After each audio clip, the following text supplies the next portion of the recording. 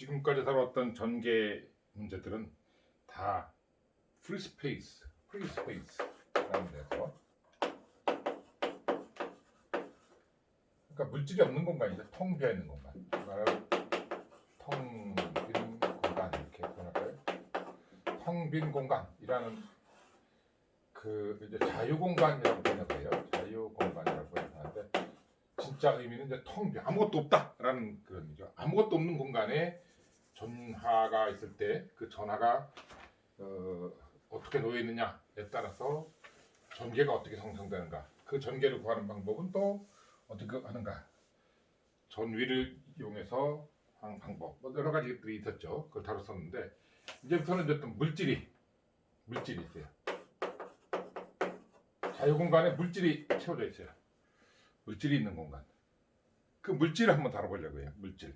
그 물질 쪽에서 전개는 어떻게 될 것인가, 또 물질 속의 전하들은 어떻게 될 것인가, 그 전하들에 의해서 전개는 어떻게 날 것인가, 전위는 어떻게 될 것인가, 그걸 다루려고 하는 거죠. 그래서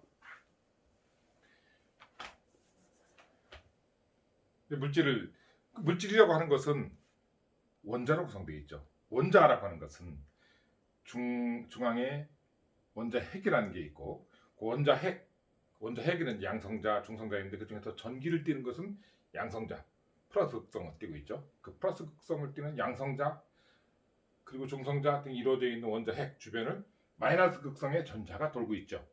하나 이렇게 있고, 두 개, 세 개, 네 개, 다섯, 여섯, 92개, 93개, 94개 뭐 이렇게 돌고 있는 그런 물질들이 이제 공간에 있다 할 때, 그때 기본적으로 이제 전자라는 게 있고 원자 핵이라는 게 있죠. 원자 핵에는 이제 양성자, 중성자 등이 있는데, 뭐 양성자가 있는데 전자가 빙글빙글 돌고 있는 거죠.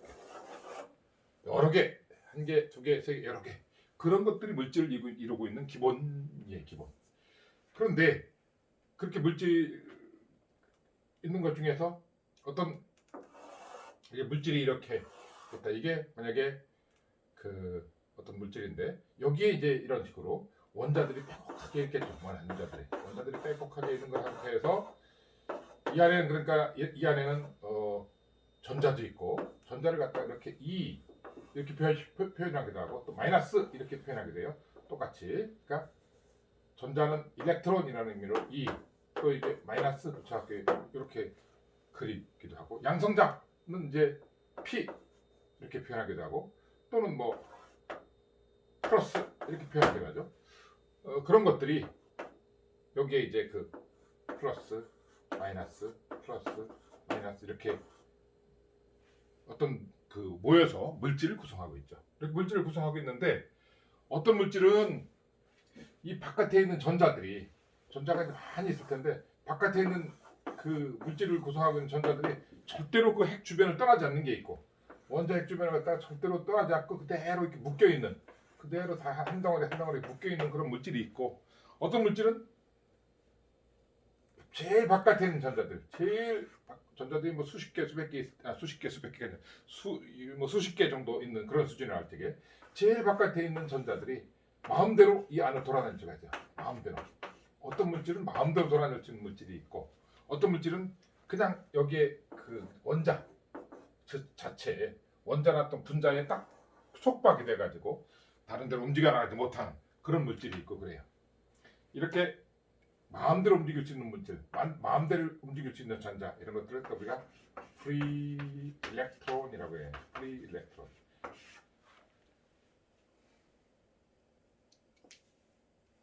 원자 핵에 평소에는 속박돼 있죠. 평소에는 원자 핵에 그 같이 원자 핵에 붙어있어. 원자에 속해 있는 원자 핵에 이제 이렇게 끌려가지고 원자에 속해 있는 그런 상태인데, 이게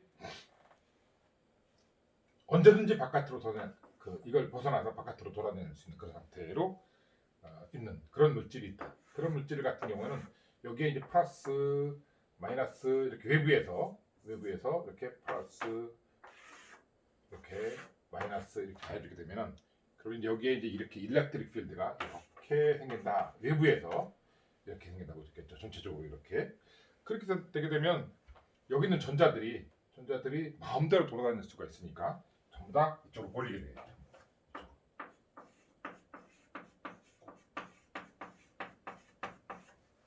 그리고 내부에 있는 그것들이 그 여기저기 이제 돌아다니는데 그 중에서도 제일 뭔가 이제 그 마이너스 등 끌리게 되고 제일 바깥쪽에 이쪽에 있는 것은 뭔가 이제 그 양성자만 남은 상태. 가운데 있는 원자 핵의 양성자가 전자가 하나 빠져나갔기 때문에 양성자가 과잉된 상태. 그건 플러스라고 보시겠죠. 그것들은 주로 이제 이쪽에 모여있죠. 이쪽에. 이것과 가장 먼저 마이너스에 가장 가까운 쪽에 모여있겠죠. 원자 스스로가 움직이는 건 아니지만 여기에 있던 것들이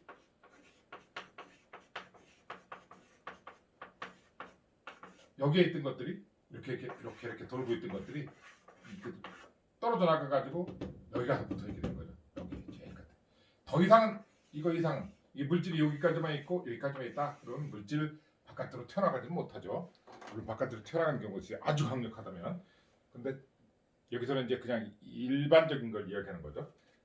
전자들이 마음대로 돌아다닐 수 있는 상태, 그런 상태라고 한다면 외부에서 플러스 마이너스에 가해주게 되면, 전개를 가해주게 되면 이 안에서 움직여서 이쪽으로 다 가서 붙게 되고, 그것과 반대되는 극성의 것들이 제일 이쪽에 가서, 여기 마이너스니까 가장 이쪽에 있는 것들은 여기 있는 전자는 다 이거에 밀려갖고 다 저쪽으로 가겠죠.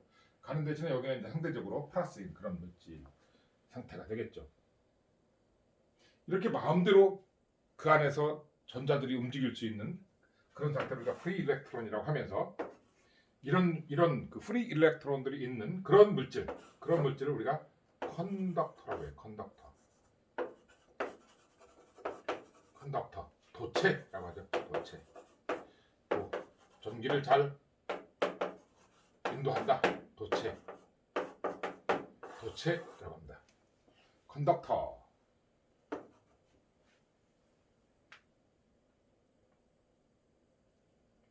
모든 물질이 이러냐? 그렇지 않죠. 어떤 물질은 전혀 외부에서 가진다 하더라도 움직이지 않고 그냥 이 원자 그 자체에 속박돼서 전자가 튀어나가지 못하는 그런 상태가 돼요. 그런 상태에서는 이제 지금 그걸 뭐 몇 개만 그려볼까요? 이렇게 여기 플러스 이런 상태였는데, 전자들이 여기에서 그냥 이렇게 돌고 있다가 외부에서 또 마찬가지 이렇게 아까 저것처럼 여기 플러스, 저거 마이너스, 그래서 이쪽으로 어떤 일렉트릭 필드 E가 가해지게 되면 이 전자가 이쪽으로 향하려고 하는 게 있겠죠. 그쪽으로 향할 뿐이에요. 이렇게 그쪽으로 향할 뿐이죠. 그러니까 이게 계속 돌기 때문에 지금 여기서 이대로 머물러 있지 않지만 도는 상태가 여기 플러스, 도는 상태가 약간 위로 치우쳐 돌겠죠. 얘도 위로 치우쳐 돌겠죠. 그 상태를 한번 그려볼까요? 궤도가 이렇게 위로 치우친다 이거죠. 궤도가 이렇게 위로 치우친다. 궤도가, 전자가 돌고 있는 궤도가 위로 치우쳐서 이쪽으로 이렇게, 물론 여기 뭐 전자가 위로만 가만히 고정되어 있는 거라고 빙글빙글 도는 거니까 궤도가 이렇게 전자의 궤도가 이렇게 중앙을 중심으로 해서 이렇게 원이었던 상태가 위로 이렇게 삐딱한 상태. 이 원자 핵은 고정되어 있기 때문에, 무겁기 때문에 더군다나 이렇게 바로 그렇게 쉽게 움직이지 않죠. 쉽게 움직이지 않고 그냥 이거는 그 자리에 머물러 있다가 가정일적에 이것만 이쪽으로, 물론 아주 미세하게나마 이 플러스 상태가 마이너스 끌리긴 하겠죠. 이거에 밀리고. 그래서 약간 이동이 있겠지만 그건 뭐 거의 무시할 정도고, 거의 전자가 움직여서 전자의 비행 궤도만 이렇게 돌던 것들이 이쪽으로 치우쳐서 이렇게 되는 이런 상태로만 되지, 이렇게 마음대로 왔다 갔다 하지 않는다. 이런 것들 갖다가 말 그대로 도체의 반대말이죠. 부도체.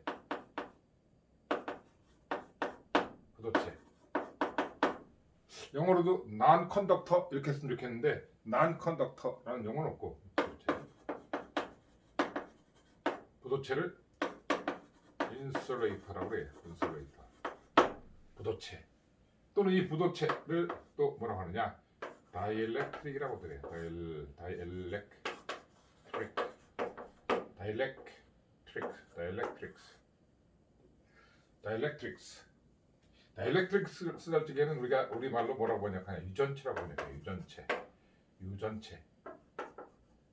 전기를 전속을 전기력선을 얼마만큼 그 물질 안으로 끌어들일 수가 있느냐? 유전체. 그래서 부도체 혹은 유전체 이렇게 부르는 물질이 있고 도체라고 부르는 물질이 있다. 다시 한번 얘기해요. 도체는 물질 내부에 있는 전자들이 원자에만 속박되지 않고 언제든지 원자 바깥으로 왔다 갔다 자유롭게 왔다 갔다 할 수 있는 그런 상태다. 그걸 free electrons라고 하는데 자유전자. 그런 상태이기 때문에 외부에서 이렇게 그 전개를 가해주게 되면 그 플러스 쪽으로 플라스틱 표면에는 마이너스 전자들이 쫙 깔리게 되고 당겨지게 되고 반대편에는 이제 플러스 전화 상태로 유지가 되죠. 이렇게 이제 표면으로 끌려온 이런 재배치된 상태에서 끌려온 이런 전자 또는 전하들을 이렇게 이런 것들의 전하들을 뭐라고 하냐면은 유도에 의해서 끌려서 유도에 의해서 재배치된 그런 전자해갖고 유도 전하라고 해요. 그래서 induced charge 이렇게 얘기죠. induced charge 유도 전하들이 이제 있는 상태가 되는 거고 여기서는 그런 건 없고 그냥 이렇게 물론 여기서도 이쪽으로는 이게 이렇게 쭉 있다 보니까 여기는 상대적으로 마이너스 이쪽으로 상대적으로 플러스 상태가 되겠죠. 이렇게 그 전자들이 원자의 그 구속 범위 안에서 떨어져 나가지 않고 그 안에서 이때 이제 비행 궤도만 이렇게 공전하는 궤도만 빙빙 도는 궤도만 치우쳐서 플러스 쪽으로 치우쳐서 이렇게 삐딱하게 되는 그런 상태의 물질을 우리가 부도체, 유전체라고 한다. 제대로 되고 있는지 봅시다. 제대로 되고 있네요. 되게 잘 안 보이죠? 잠깐 기다려요.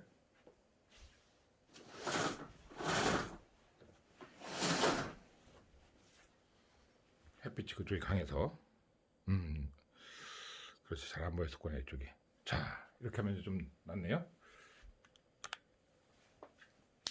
그래서 부도체 혹은 유전체부터 도체까지 많은 물질인데 우리 도체에 속하는 물질들이 대체적으로 금속들이 그래요. 금속들 메탈이라고 하죠. 금속들. 예를 들면 대표적인 것이 가장 우리가 이제 그래서 얼마만큼 이런 컨덕터 쪽에 가깝냐, 유전체, 부도체 쪽에 도체 쪽에 가깝냐, 부도체 쪽에 가깝냐 하는 그런 것들을 나타내는 정량적인 척도로 도전율 또는 전도율이라고 하는 걸 얘기하는데 도전율 뒤집어서 전도율이라고 해야 돼요. 전도율 어떻게 되죠? 전기를 통과시키는 정도 해갖고 도전율이라고 해요. 우리 영어로는 컨덕터의 정도다. 컨덕티비티라고 해요. 컨덕션의 정도예요. 컨덕티비티. 이 컨덕티비티 시그마라고 하는 그런 기호로 써요 보통. 그 시그마 단위는 어떻게 되느냐? 지멘스 퍼 미터예요. 지멘스라는 독일의 그 과학자인데 따서 지멘스 퍼 미터. 그 지멘스 퍼 미터라는 그런 그 컨덕티비티 시그마를 기준으로 해서 이쪽은 보통 이제 10의 한 7승 많게는 10의 7승부터 또 한 10의 0승 이 정도까지 얘는 10의 마이너스 10승에서부터 10에 마이너스 한 20승 이 정도까지 돼. 이거하고 이거는 뭐 한 그 10에 한 27승, 10에 한 25승 그 정도 막 차이까지 나죠. 그렇게 차이 나는데 그 정도로 컨덕티비티라는 것은 큰 차이를 보여요. 이렇게 도체하고 부도체하고 이게 부도체에 비해서 도체는 거의 뭐 한 10억 이 정도가 아니라 1조 이 정도도 아니고 그 이상 뭐 한 1경 그 이상까지의 어떤 차이를 보이는 그런 컨덕티비티를 갖는 물질 그리고 좀 그렇지 않은 물질 우리가 그렇지 않은 물질부터 한번 볼까요? 그렇지 않은 물질 뭐가 있을까요? 돌 그죠? 돌 각종 세라믹들이었죠. 세라믹들 또 이제 뭔가 목재 나무 같은 거 있겠죠. 그 다음에 고무 그렇죠? 고무들 또 플라스틱 요즘에 이제 지금 플라스틱 돌들 그런 것들 이런 그 각종 뭐 그 공기도 공기도 부도체죠. 그럼 또 완전 전기가 통할 수 없는 물질 진공 베이켐 이런 것들이 다 유전체 혹은 부도체라고 말할 수 있는 것들이죠. 도체에 속하는 것들은 주로 금속들이에요. 주로 금속들 어떻게 되느냐 뭐 볼까요? 은, 또 구리, 금, 그다음에 알루미늄, 또 철 이런 등등이죠. 이런 등등들이 다 뭐 타이타늄 다 여기에 이제 속하는 그런 도체에 속하는 것들, 도체. 부도체에 속하는 것들 중간쯤 되는 그런 값들을 가진 그런 것도 있겠죠. 어디쯤? 뭐 여기 중간쯤 되면 10에 한 5승 정도? 뭐 근처 10에 5승 뭐이나 뭐 10에 한 10에 마이너스 5승에부터 10에 마이너스 한 10에 마이너스 3승에서부터 한 10에 마이너스 한 7승 정도 이 정도까지 중간쯤 되는 여기는 이제 어떻게 되겠어요? 컨덕터도 아니고 인슐레이터도 아니고 중간쯤 된다 해가지고 컨덕터의 중간쯤 된다 해서 뭐가 돼요? 세미컨덕터라고 하죠. 세미컨덕터 반도체라고 하죠. 도체는 도체인데 도체라고 말할 수도 없고 부도체라고 말할 수 없는 반쯤 도체다 해갖고 반도체죠.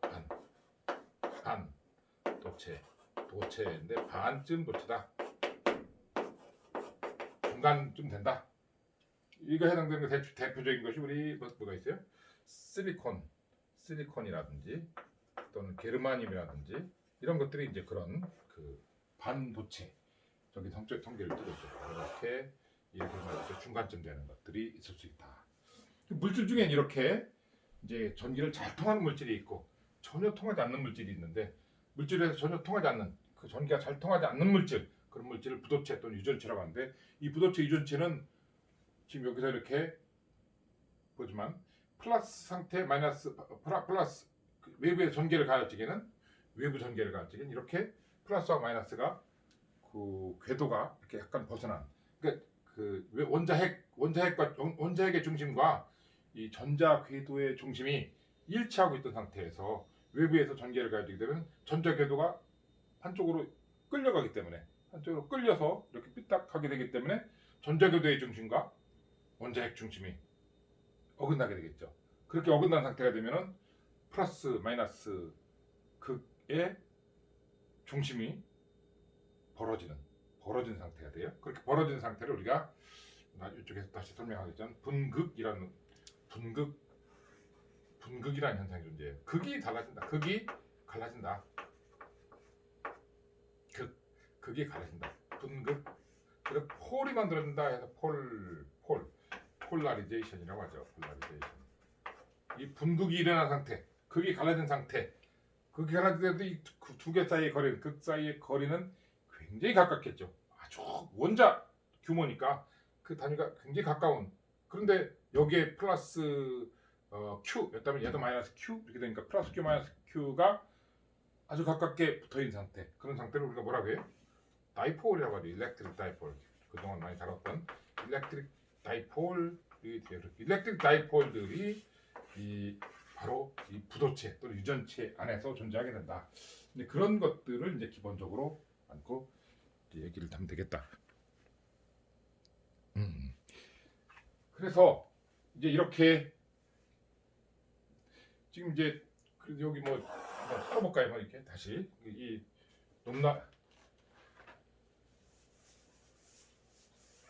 지리적으로 이렇게 위는 도체라고 하고 컨덕터라고 하고 컨덕터 이쪽을 갖다가 그 인슐레이터 그 금방 얘기한 것처럼 이제 이렇게 10에 여기 뭐 10에 한 10에 7승 10에 5승 10에 3승 10에 1승 뭐 10에 0승 10에 마이너스 1승 뭐 10에 좀 그러네 10에 마이너스 3승 아니지 그렇지 10에 마이너스 5승 10에 마이너스 7승 9승 이렇게 좀 차례대로 한번 봅시다. 이렇게 10에 마이너스 11승 그 이상 10에 마이너스 13승 10에 마이너스 15승 이 정도 해봅시다. 이 정도 여기서부터는 우리가 10에 마이너스 7승이죠. 이 정도를 부도체 그러니까 영역이 사실 딱 잘라서 어디라고 말하진 않아요. 여기쯤부터 우리가 보면 부도체 또는 유전체 이렇게 말할 수 있는 거겠죠. 부도체라고 할 때는 인슐레이터 유전체라고 말할 때는 다이엘렉트릭 이라고 말하는 이쪽은 뭐라고 했어요? 아까 이쪽은 대략 그 크니까 컨덕터라고요. 컨덕터 도체 그죠?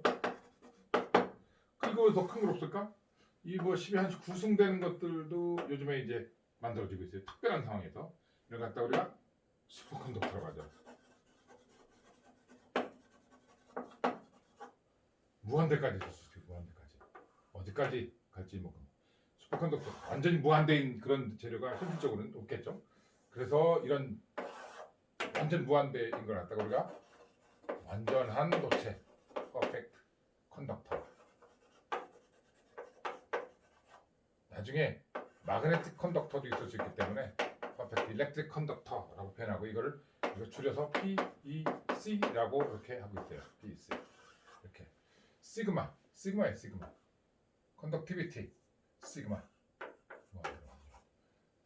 시그마예요. 시그마 그 시그마가 10의 9승 이렇게 쭉 이 정도로 본다고 할 적에 여기 해당되는 것들이 이제 각종 이제 아까 여기 봤던 은이라든지 은은 이제 시그마가 6.17 곱하기 10의 7승 이 정도 이게 그냥 우리가 보통 그 슈퍼컨덕터를 빼놓고 나서 10의 한 9승 정도예요. 슈퍼컨덕터는 그걸 빼놓고 나서 가장 높은 컨덕티비티를 가진 물질 하면은 은이에요. 은이 금보다도 더 높은 그런 컨덕티비티를 가지고 있죠. 참고로 금은 얼마 될까요? 금은 4.10 곱하기 10의 7승 이 정도 돼요. 그러니까 금에 비해서 은이 한 50%는 더 컨덕티비티가 높게 나타나죠. 계속 지금 녹화가 잘 되고 있는지 보고 있는 거예요. 그리고 이제 이 중간쯤에 해당되는 것, 금은 굉장히 비싸고 은도 굉장히 비싸고 그런데 조금 싼 재료로 구리가 있죠. 구리가 이제 5.80 곱하기 10의 7승 정도. 이거에 거의 버금가는 그런 정도 값을 가지고 있죠. 금보다 훨씬 높은. 그래서 우리가 구리를 컨덕터로서 많이 쓰고 있는 거죠. 컨덕터로서 구리를 많이 쓰고 있다. 또 이제 있을 수 있는 것이 알루미늄. 알루미늄은 이제 시그마가 3.54 금보다 약간 낮지만 이제 이것들이 일단은 높고 이거에 비해서 값이 싸다 하는 것이 장점이죠. 값이 싸다. 응? 값이 싸다. 그렇지. 이거에 비해서도 값이 싸죠. 그 대신 일단 그렇고 금은 어쨌든 굉장히 비싸요. 비싼데 다른 것과 반응을 안 하고 부식도 안 되고 부식이 잘 안 되고 부식이 안 되겠죠. 그런 것들 그런 용도로 할 적에는 떨어지지만 또 비싸지만 금은 쓰기도 해요. 금의 또 단점 중에 하나는 또 뭐냐면 너무 무거워요. 금은 너무 무거워요. 구리도 무거워요. 구리도 무거워. 구리가 비중을 보면 비중 은도 만만치 않아요. 은도 한 15, 16 정도 되고 구리보다 은이 더 무거워요. 구리 같은 경우는 한 9 정도 돼요. 8.9, 9랍시다. 비중이 9 정도. 금은 어떻게 되냐? 19.3이에요. 19.3. 구리는 엄청 무거워요. 굉장히 무겁죠. 그런데 알루미늄은 2.7밖에 안 돼요. 2.7. 구리의 3분의 1도 안 돼. 그런데 컨덕티비티가 좀 떨어져서 그런데 좀이 아니라 이제 반은 넘죠.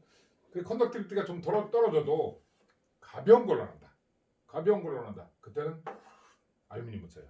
예를 들면 자동차에 있는 전선을 갖다 딱 모아보면 한 3kg 그 정도 될 거예요. 구리. 무겁죠? 그럼 진짜 전기줄 많이 왔다 갔다 하면 수십 킬로는 그 이상 될 거예요. 그렇게 되기 때문에 거기다 이제 보통 알루미늄을 많이 쓰는 경우도 있어요. 특별히 전기 전도가 이렇게 크게 문제되지 않는 경우가 나오면 알루미늄을 써갖고 아주 가볍게 하려고 하는 그런 경향. 그래서 굉장히 그 무게에도 그 비중을 가져오기 때문에 구리 컨덕티비티 굉장히 높지만 또한 무거워요. 아주 무거워요. 알루미늄 컨덕티비티 그래도 한 4위 정도? 그렇지만 하여튼 꽤 낮아요. 이거 비해서는. 그런데 무게는 2.7, 비중 2.7. 굉장히 가볍죠. 이건 가볍다. 가벼워서 좋아요. 가벼워서. 라이트. 철이라는 물질 있죠. 철이 가장 싸요. 이게. 철이 가장 싸겠죠. 그런데 컨덕티비티가 얼마냐? 그렇게 높지 않아요. 1.0 곱하기 10의 7승 정도 돼요. 근데 이건 또 철은 또 어떤 장점이 있느냐? 가장 싸고 또 하나는 유값이 다른 것들은 이건 자석이 붙어요. 자성체다. 자석이 붙는다 하는 것은 또 나름대로의 장점이 될 때가 있어요. 그래서 자성체, 그것도 강자성체다라는 것이 자석에 아주 강하게 달라붙죠. 그런 물질 때문에 철이 또 나름대로의 의미가 있어요. 가장 싸다. 그렇지만 부식도 되고 그리고 또 이 중에서는 지각에 제일 많이 포함되어 있지 않다. 지각에 이 중에서는 많이 포함되어 있죠. 알루미늄 다음에 철이죠. 그렇죠? 알루미늄이 8.2% 지각 구성원소 중에서 철은 5.6%. 비슷하지만 어쨌든 그 알루미늄이 좀 더 많죠. 많지만 알루미늄이 더 비싸요. 이게. 철은 또 무겁기도 해요. 7.8 정도 돼요. 7.8. 그래서 무거운 것, 가벼운 것, 무거운 것, 더 무거운 것, 그렇지만 부식이 안 되는 것, 가벼운 것. 그래서 이렇게 여기 이것들은 관계 없어요. 지금 이것들하고는 관계 없는 그런 10의 9승 정도, 10의 7승 정도 되는 그런 물질로서 이제 메탈, 컨덕티비티 이런 것들이 주로 컨덕터다 하는 거죠.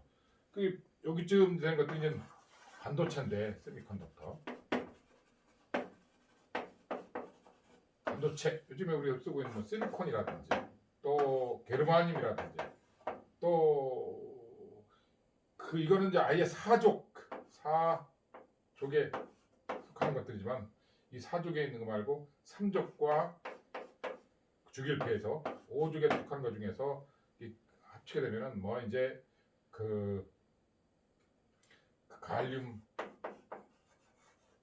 아스나이드라든지 갈륨 알루미늄 아스나이드라든지 갈륨 인디움 뭐 아스나이드라든지 갈륨 인듐이라든지 또 갈륨 나이트라이드라든지 그런 그 여러 가지 복합 물질 그리고 내가 이제 그 3족 5족 그러니까 4족에 가깝게 만들어 주는 그런 물질들 그런 심지어는 여기 탄소까지도 사실은 그 탄소하고 실리콘을 하게 되면은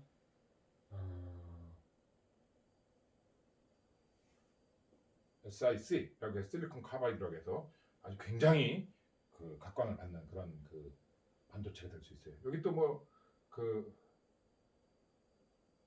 뒤에 밑에도 이제 이어지겠지만 이렇게 이쪽은 뭐 관계없고 이쪽 관계 주로 이제 이런 것들이죠. 여기 게르마늄, 실리콘, 탄소까지 관련돼 갖고 그 3쪽에는 뭐가 있나요? 그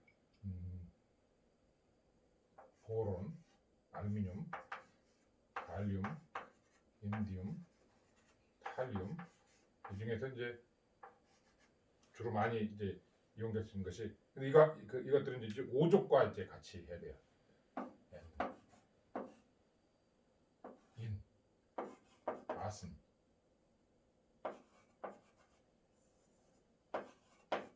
이렇게. 그래서 여기 그 주로 이제 컴파운드에 활용되는 것이 이렇게 알루미늄, 갈륨, 아슨, 갈륨 아스나이드라든지 갈륨 포스페이드라든지 갈륨 알루미늄 포스파이드라든지 인디움이 들어간다든지 요즘에 갈륨 나이트라이드라든지 이런 것들이 그 이렇게 결합된다든지 이렇게 결합된다든지 해갖고 3족 3호 3, 5 컴파운드 된다든지 또는 4족 자체로 한다든지 이런 걸로 해서 반도체를 만들어서 요즘에 이제 소위 말해서 그런 전자 회로들을 반도체에다가 하게 되면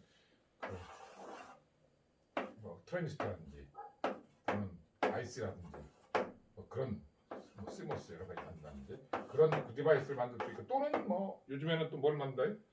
그 조명을 만들어 조명 그 LED를 만들죠. LED 같은 거 만들어서 조명에 한다든지 그런 것들을 이제 그 반도체다 이거죠. 도체인데 완전한 도체가 아니라 반도체다는 걸 반도체다. 그래서 퍼펙트 일렉트릭 컨덕터 PEC라는 용어에 대해 익숙해져야 될 거고 컨덕티비티 세미컨덕터 인슐레이터 또는 다이엘렉트릭 예결적의 그 기준이 그 시그마 컨덕티비티라는 걸 가지고 한다. 컨덕티비티 단위는 시멘스 퍼 미터다. 그리고 이제 은이 제일 컨덕티비티가 좋은 그 물질이고 그게 약 한 6.1 곱하기 10의 7승 정도 된다. 그리고 대체적으로 10의 7승 정도 되는 물질들이 대부분 도체인데 그게 메탈들이다.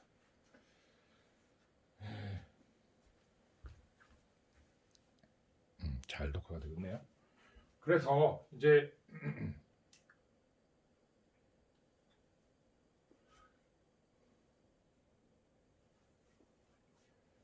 그렇게 컨덕터, 도체, 반도체, 부도체 이렇게 할 수 있는데 도체 내부는 말이죠. 도체 여기 이제 도체 내부에 전자가 전개가 있다. 도체 내부에 도체인데 내부에 전개가 있다. 전개 여기에 이게 전개한다. 그러면은 도체 내부에는 전자 프리 일렉트론들이 잔뜩 있는 그런 물질이 프리 일렉트론이 잔뜩 있는 물질들이 그런 물질이 도체라고 했는데 전기가 있으면 그 전기의 방향에 따라서 전류가 흐를 거예요. 전기 방향으로 전자들이 움직이겠죠. 프리 일렉트론들이 마음대로 움직일 거예요. 계속 움직이겠죠. 계속 움직인다면은 막 움직여서 어딘가로 이동할 텐데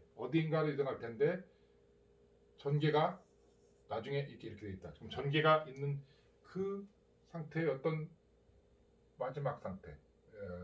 예를 들어 이렇게 현재 이렇게 있고 여기 플러스 이쪽에 돼 있구나. 여기 마이너스 플러스 이렇게 이제 되는데 그런데도 전개가 있다. 그럼 뭔가 그 전개 그 있는 상태에 맞춰 가지고 계속 움직일 거예요. 움직임 마음대로 움직일 수 있으니까 계속 움직일 수 있으니까 결국 움직이다가 움직임이 멈추는 건 언젠가 내부에 전기가 존재하지 않을 때예요. 내부에 전기가 존재하지 않을 때. 그런데 지금 컨덕터라고 하는 것은 굉장히 전류가 잘 흐를 수 있는 그런 물질. 컨덕티비티라는 건 전류가 잘 흐를 수 있는 전자 안에 있는 전하들이 아주 잘 움직일 수 있는 상태. 그걸 컨덕터라고 했으니까 전기가 있으면은 그 전기에 따라서 전자들이 막 움직일 거예요. 전자들이 움직이는데 움직이다가 계속 움직일 수는 없어요. 움직이다가 전기가 있는 그 상태를 갖다가 다 뭔가 더 이상 움직이지 않을 때까지 움직이게 되죠. 더 이상 움직일 수 없을 때까지. 그 더 이상 움직이지 않는다는 것은 그 전자들이 어딘가 그 전개를 다 상쇄할 수 있는 상태, 내부에 있는 전개를 다 상쇄할 수 있는 상태의 그런 모양으로 이렇게 재배치가 되는.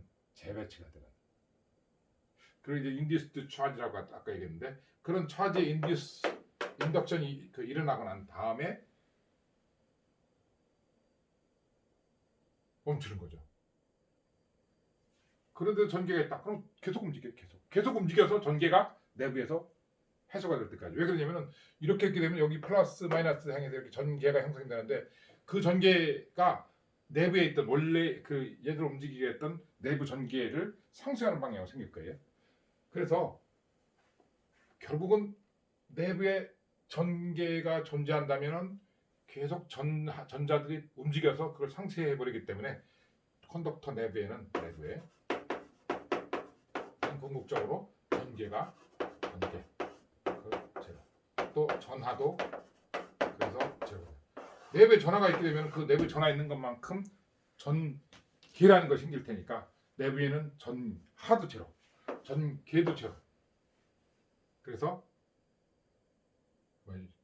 이제 일렉트릭 필드 제로, 로도 제로. 어디? 그 내부 컨덕터 내부에서 이런 상태입니다. 그래서 컨덕터라고 하는 도체는 내부에서 전자들이 얼마든지 움직일 수 있는 그런 그 물질이기 때문에 내부에 전개가 존재하면 전자들이 움직여서 그 전개의 존재를 상쇄시켜버리는 그런 방향으로 된다. 물론 그때 시간이 걸리는데 전개가 딱 주어졌다. 그럼 그 안에 있는 전자들이 움직여서 안에 있는 전개를 상쇄시키도록 재배치가 되는데 그 재배치될 때까지의 시간이 걸리긴 해요. 그 시간을 근데 계산해보면 나중에 한번 계산할 거예요. 계산해보면 그게 어느 정도냐 10의 한 24승 분의 1초 10의 12승이 조 10의 16승이 경 10의 20승이 해죠. 해. 그런데 10의 24승이 1초니까 해보다 자 정도는 10자 분의 1초 그 정도로 굉장히 짧은 시간 아주 짧은 시간 동안 그렇게 굉장히 빠르게 움직여요. 짧은 시간 동안에 전기가 내부에 사라져요. 전기가 조졌다. 외부에 전기가 조졌다. 그럼 내부는 이것들이 재배치가 쭉 일어나서 인듀스트가 일어나서 인듀스트 차지들이 쭉 표면에 생기면서 내부에는 전하도 없고 또 전개도 없는 그런 상태가 된다. 내부에는 전개도 없고 그러니까 PEC 완전 도체 혹은 뭐 완전 도체뿐만 아니라 도체는 그렇고 지금 일반적인 도체에서도 일반 도체에서도 조금 아까 얘기한 것처럼 10의 한 24승분의 1초 만에 싹 사라져버려요. 여기 도체 내부에는 전하 존재하지 않는다. 또는 전개 그래서 전개는 제로다. 그러니까 로 제로고 이 제로다. 그렇죠.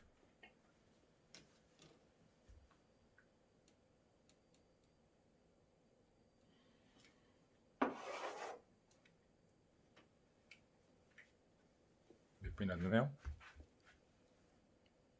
39분. 그냥 이거 지우면서 계속 합시다. 그러면 이제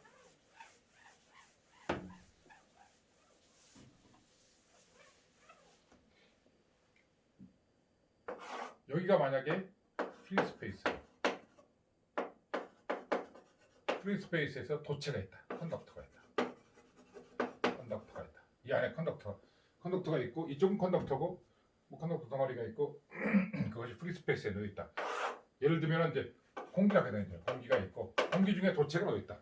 이런 식이죠. 여기 지금 이건 알루미늄이라고 하는 도체인데 그 도체가 공기 중에 있다. 그럼 이 표면에서 어떤 일이 일어날 것인가? 표면에서 금방 얘기했어요. 이 안에서 컨덕트 내부에서 E도 제로고 로도 제로라고 했어요. 그렇다고 한다면 이 표면에서 어떤 일이 일어날 건가요? 표면. 여기는 이제 일렉트릭 필드 존재할 수 있죠.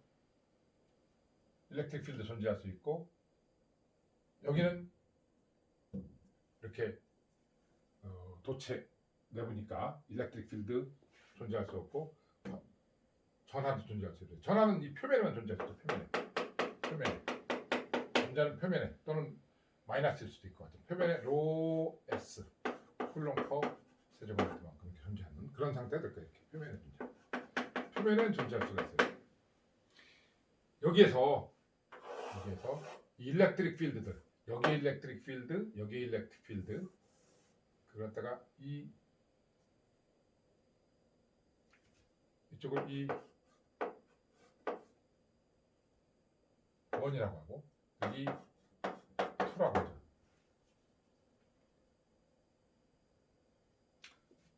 이것은 이제 프리 스페이스에서 일렉트릭 필드 여기는 컨덕트 내부에서 일렉트릭 필드 이건 뭘로 제로라고 했죠.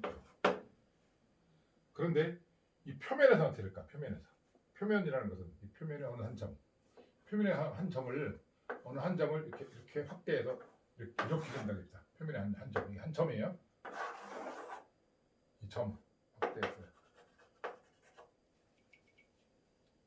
거기는 매질 1에 속해 있는 프리스페이스에 속해 있는 그런 이 점이 있고 같은 점인데 도체에 속해 있는 점. 이 둘 사이의 거리가 제로인. 그리고 여기가 만약에 제로라고 한다면 여긴 제로 플러스, 여기 제로 마이너스 이렇게 표현할 수 있는 같은 점인데 같은 점을 갖다가 확대해 보면은 거리가 제로인. 지금 이 표면이면서 이 표면에 어느 한 점을 지금 내 손가락에 딱 짚은 점, 그 점은 제로 플러스 내가 짚은 바로 위는 제로 플러스는 공기 중에 있는 거예요. 그 바로 밑에 제로 마이너스인 것은 컨덕터에 속해 있겠죠. 그런 두 개의 점에 대해서 어떤 게 성립하느냐? 우리 컬 E는 제로, 또 다이버전스 E는 이프런 제로분의 로라고 하는 이 식이 여전히 성립하죠. 일렉트릭 필드에 대한 컬 회전과 일렉트릭 필드에 대한 다이버전스 발산이 각각 어떻게 되는지 하는 것을 정해준 이 식. 사실 이것이 이제 정전계는 보존장이다라는 것 그런 물리적 의미를 가진 그런 그 수식이라고 했고 이것은 가우스 법칙이라고 했죠. 어떤 한 점, 어떤 폐곡면을 빠져나오는 일렉트릭 필드, 어떤 폐곡면 표면에 일렉트릭 필드들을 전부 접근한 것은 그 내부에 되어 있는 총전해라는 것 같다라는 그런 것을 미분형으로 쓴 것이죠. 그래서 이것을 우리가 일렉트릭 필드에 대한 발산, 일렉트릭 필드에 대한 회전이 각각 어떻게 주어지는지 하는 걸 주어진 식이다. 이렇게 처음 이제 일렉트릭 필드에 대해서 출발할 때 이렇게 했어요. 이런 것들이 여기에도 성립을 해요. 여기에 적용. 물론 이거 지금 금방 얘기한 것처럼 이렇게 인테그랄 dl 적분형으로 쓸 수도 있어요. 적분형으로 C. 두 번째 식은 d e ds s 에피론 여러분의 q 이렇게 이제 같은 거예요. 이것이 여기서 성립한다. 여기 성립하니까 이 안에서는 지금 E2가 제로라고 했는데 이 표면은 어떻게 될 것인가? 바로 바깥에서는 어떻게 될 것인가? 여기 공중에 붕 뜬 상태 이건 뭐 관심 없어요. 바로 바깥에서 어떻게 될 것인가? 바로 바깥에서 안에서는 제로인데 바로 바깥에서는 어떻게 될 것인가? 그건 이제 첫 번째식 두 번째식 하면 적용이 없는데요. 자, 첫 번째 식을 하면 적용이 없어요. 첫 번째 식을 적용하면 인테그랄 이 dn은 언제나 제로라고 해요. 이건 언제나 제로. 어떤 폐곡성 경로를 통해서 일렉트릭 필드를 선적분한 것은 언제나 제로다. 어떤가 봅시다. 45분. 언제나 제로라고 했어요. 그럼 언제나 제로? 그럼 이 폐곡성 경로를 한번 잡아봅시다. 이렇게 잡아봅시다.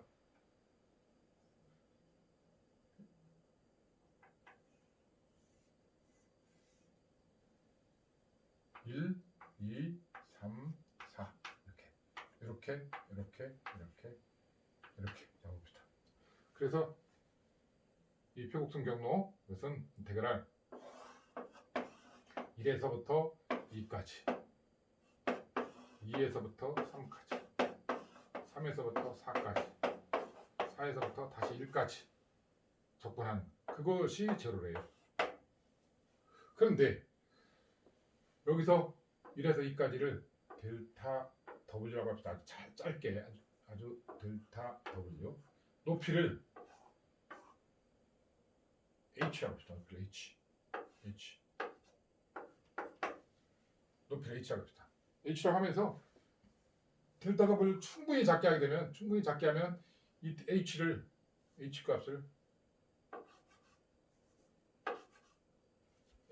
제로로 가게 할 수가 있어요. H를 제로로 가게. 그러면서 1, 2는 프리스페이스 쪽에 있게 하고 3, 4는 도체 쪽에 있게 하고 1, 2 구간은 윗부분에 3, 4 구간 아래쪽에 이게 면이 이렇게 굽어 있을 수도 있죠. 이렇게 면이 이렇게 굽어 있을 수도 있어요. 면이 굽어 있을 수도 있기 때문에 그때는 이 델타 W를 아주 짧게 해주게 되면은 아주 작게 계속 해주게 되면은 1, 2 구간은 여전히 공기 중에 3, 4 구간은 도체 구간에 해줄 수 있을 거예요. 굽어 있다 하더라도. 그래서 뭔가 1, 2가 이렇게 걸릴 수 이렇게 되어 있는데 걸릴 수 있을 것 같은데 이렇게 여기 이렇게 돼갖고 이렇게 걸릴 수도 있을 것 같은데 이렇게 걸릴 수도 있을 것 같다. 이러면은 지금 뭐죠? 이런 식으로 1, 2는 그런데 3에서 4는 이렇게 갈 수 있다. 걸리는데 그러면은 더 짧게 해주면 돼. 더 짧게.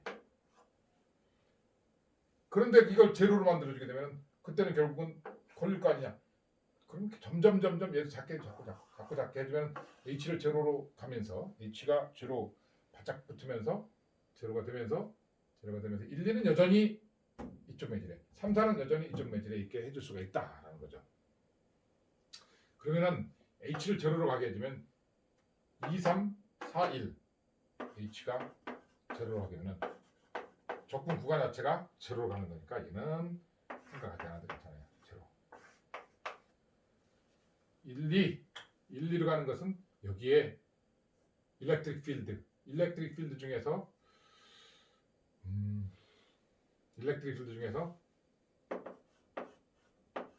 2니까 원에 대해서만 따지면 되겠죠. 원.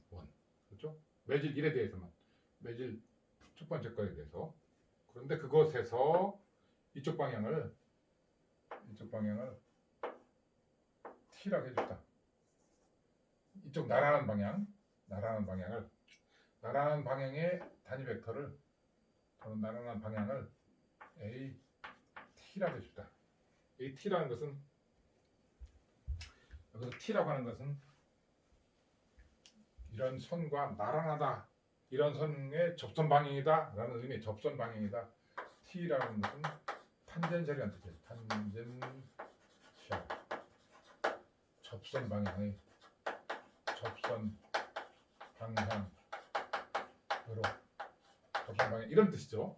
그래서 이쪽 경계면과 나란한 방향으로의 단위 벡터를 AT라고 한다면은 이 T 원 하고서 이 방향이 크기가 델타 T면서 AT 이렇게 되겠죠.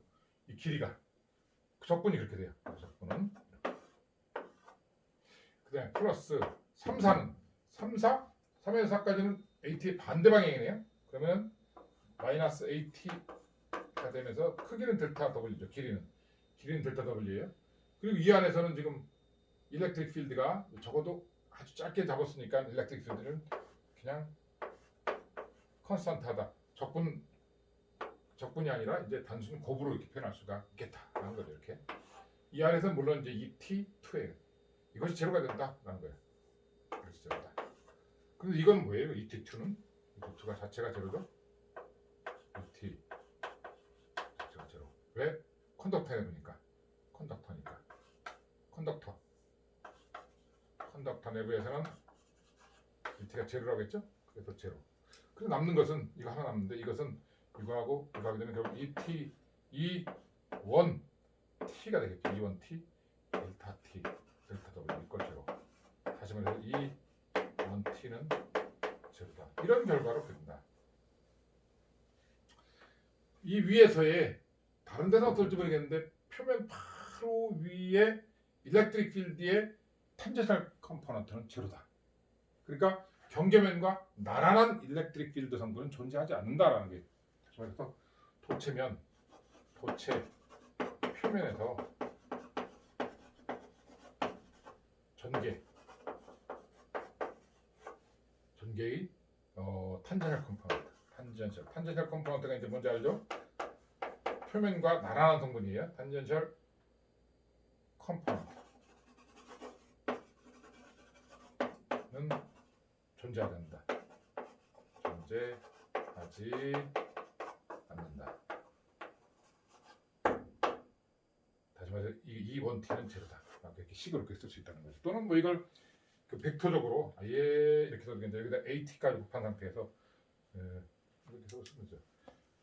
이 원티 이퀄 이 원 T의 AT 이렇게 써도 되고 이퀄 제로다. 이 원 T는 제로다. 이렇게 써도 되고 어떻게 써도 괜찮아요. 존재하지 않는다. 모든 도체에서의 표면에서 굉장히 중요한 겁니다. 도체 내부에서 전기가 제로가 되는 것은 계속 얘기했던 거예요. 도체 내부에서 전기는 제로다. 그리고 도체 내부에서뿐만 아니라 도체 바깥인데도 표면에서 탄젠셜 컴포넌트 도체 표면과 나란한 일렉트릭 필드 성분은 제로다. 존재하지 않는다. 이번엔 두 번째 식을 한번 볼 거예요. 두 번째 식은 뭐예요? 이거죠.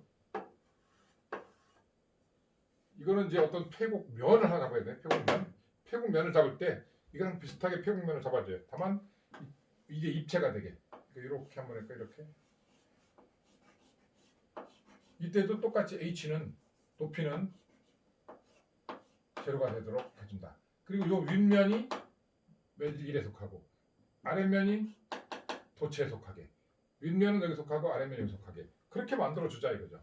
그래 놓고 여기서 이쪽 방향 이런 방향 도체면에 경계면에 수직인 방향 도체에서 뻗어나온 그 방향 그걸 갖다가 AN이라고 하고 이 AN은 여기서 N은 뭐냐 노멀 컴포넌트 뭐예요 이게? 수직 성분이죠. 수직 성분 경계면의 수직인 성분 N 노멀 컴포넌트. 그럼 이 면은 요 밑면 바닥면 측면 이렇게 저 깡통처럼 생긴 걸 얘기했을 텐데 그러면 이제 어떻게 되나요? 이 식은 인테그랄 이거로 그러니까 이제 이게 1번식이고 2번식 이 ds는 입시론 여러분의 Q인데 좌변은 인테그랄 뚜껑 플러스 바닥 플러스 사이드 이렇게 되겠죠. 그걸 입시론 제로분의 이때 H를 제로로 가게 해주면은 H가 제로로 가게 해주면 사이드를 한 것은 제로가 되죠. 그러면은 이게 제로가 되면은 이게 바짝 붙게 이것처럼 바짝 붙으니까 그 내부라는 가는 것은 경계면 부분밖에 없어요. 경계면 부분에 경계면 부분의 넓이가 어떻게 되는데 이걸 넓이를 델타 S라고 한다면 델타 S 바닥도 델타 S가 되겠죠. 그러면 어쨌든 그 델타 S라는 경계면 부분에 들어있는 전하 밀도를 곱해주면 되겠죠. 로 S 델타 S 하면 돼요. 로 S 델타 S. 윗부분은 어떻게 되나요? 일렉트릭 필드 곱하기 E1 윗부분 E1 곱하기 DS. DS는 뭔가요? 면이 델타 S네요. 방향은 AN. 바닥은 어떻게 돼요? 아래쪽으로 향하겠네요. 마이너스 AN이네. 역시 델타 S고 크기는. 그리고 거기는 E2가 되는데 이것이 이프론 제로분의 델타 S의 OS 이렇게 되네. 그럼 여기서 델타 S는 없어지고 그 E2는 뭐가 돼요? E2는 제로죠 이거. 제로. 왜 제로죠? 컨덕터이기 때문에. 내부는 컨덕터이기 때문에. 남는 것은 E1 N이 되겠죠. N. E1 N 컬 이프론 제로분의 로 S가 된다. E1 N은 이프론 제로분의 로 S. 도체 표면에서 전개의 이제는 도체 표면에서 전개의 에서 전개의 노멀 컴포넌트는 로 S에 비례한다. 표면 전하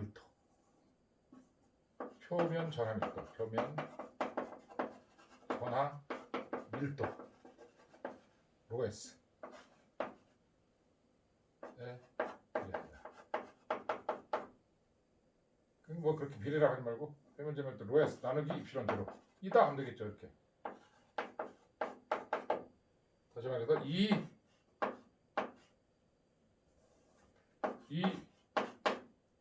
E1N E1N AN인데 이것은 이프론 제로분의 로 S AN이다. 혹은 E1N 아까 여기 쓴 것처럼 이프론 제로분의 로 S다. 이렇게. 혹은 이렇게 혹은 이렇게 쓰면 되겠다. 다시 말해서 도체 표면에서 얘기해. 도체 표면에서 처음부터 도체 내부에서 일렉트릭 필드는 제로예요. 도체 표면에서는 도체 표면 바로 바깥쪽에서 일렉트릭 필드의 탄젠셜 컴포넌트는 제로다. 일렉트릭 필드의 수직성분은 이프론 제로분의 로 S다. 또 한 가지 도체 표면에서 여기 또 하나 있어요. 그래서 여기쯤에 써봐야겠다. 도체 표면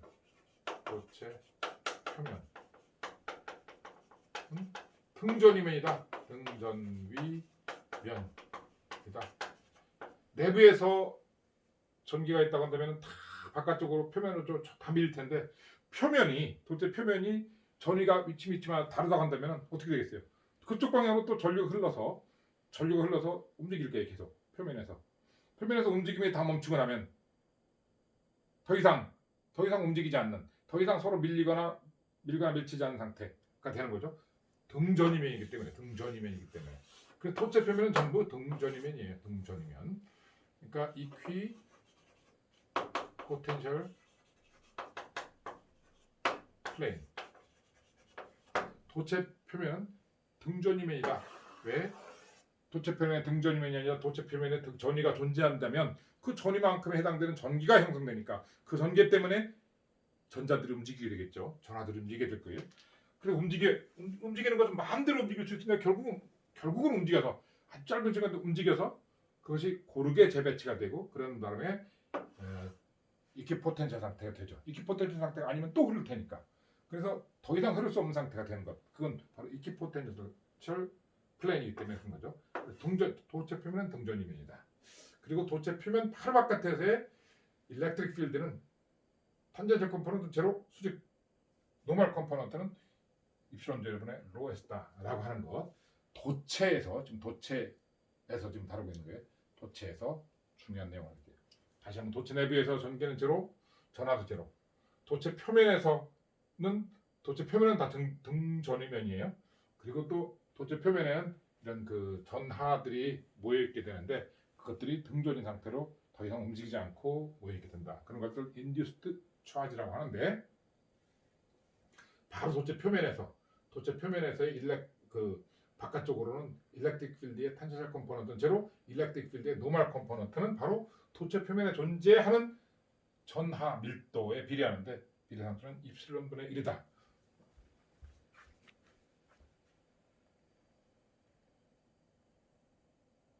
일단 끕시다.